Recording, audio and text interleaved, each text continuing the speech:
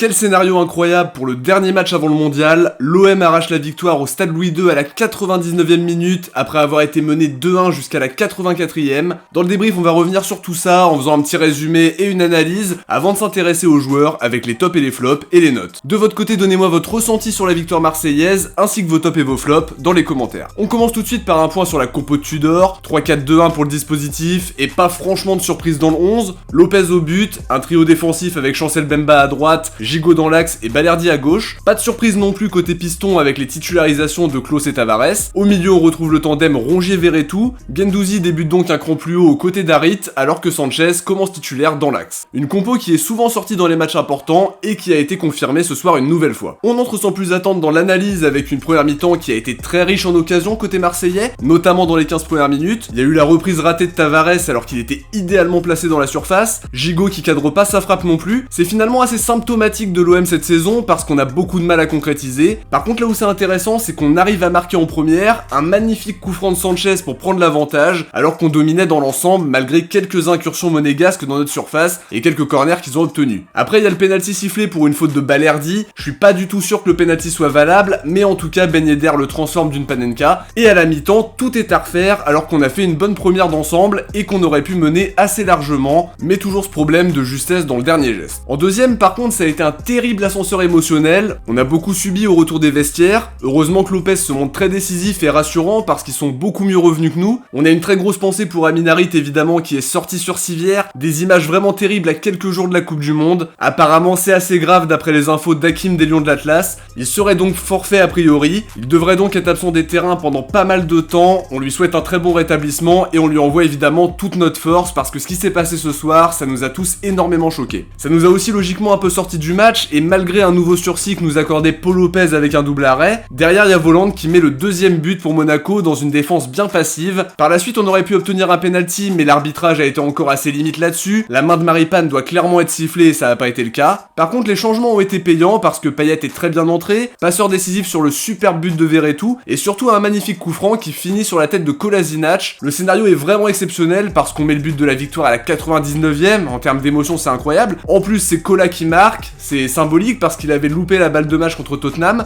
et ce soir c'est lui qui offre 3 points hyper importants parce que ça nous permet de mettre Monaco à 3 points et de rattraper notre retard sur Rennes. En tout cas malgré une deuxième mi-temps moins bonne que la première, on a vu un vrai sursaut d'orgueil côté marseillais. C'était loin d'être convaincant sur le début de la deuxième mais on a su faire ce qu'il fallait pour aller arracher cette victoire. On a vu de bonnes combinaisons offensives avec encore du déchet dans le dernier geste. Défensivement c'était compliqué sur pas mal de situations mais l'essentiel est là, avec cette victoire plus qu'importante. On aborde la trêve avec 2 victoires sur les 2 derniers matchs contre des équipes quand même assez importantes et cette victoire on la dédie évidemment à Amin Harit. On passe au top et au flop en commençant par les flops et pour le coup on va dire Balerdi qui a eu beaucoup de mal ce soir. Il est vraiment passif sur le deuxième but quand Volland est lancé dans la profondeur. Il a vécu une soirée très difficile tout comme Gigot. Tavares lui n'a pas fait son meilleur match non plus. Il rate une énorme occasion dès le début de match et les différentes qu'il a faites ont été assez limitées ce soir. Pour les tops, Paul Lopez a encore sorti des arrêts très importants ce soir. Dans la lignée de son début de saison, l'entrée de Payet a été très payante, il a su faire de grosses différences et a été récompensé par cette double passe décisive qui vaut très cher ce soir. Verretou lui a fait un bon match dans l'entrejeu et il est logiquement aussi récompensé par son premier but sous les couleurs marseillaises juste avant de partir pour le Qatar. Sanchez a mis un but fantastique sur un coup franc qui a parfaitement trompé Nubel.